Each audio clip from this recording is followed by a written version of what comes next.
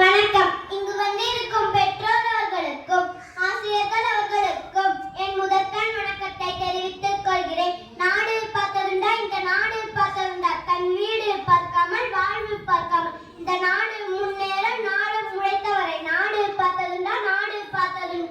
காலத்தால் அழியாத பெருத்தலைவர் காமராஜர் ஐயாவை பற்றி தான் நான் இப்போது பேச வந்துள்ளேன். இவ்வுலகில் அழியா செல்வம் என்றால் அது கல்வி செல்வம் தான். அத்தகைய செல்வத்தை இலவசமாக கொடுத்த படிக்காத மேதையான காமராஜர் கருப்பு காந்தி என்று வட மாநில மக்களால் அழைக்கப்பட்டு பாராட்டப்பட்ட ஒரே தமிழ் தலைவர் காமராஜர் ஆவார். ஏழையாக பிற நீதவர் ஏழிலின் துறையை துடைப்பதையே அவர் குறிக்கோளாக கொண்டார். இலவச கல்வி, இலவச மதிய உணவு திட்டம் என பல திட்டங்களை தொடங்கி வைத்தார். இதனால் கல்வி கற்றிருந்த காமராஜர் என்று அழைக்கப்படுகிறது.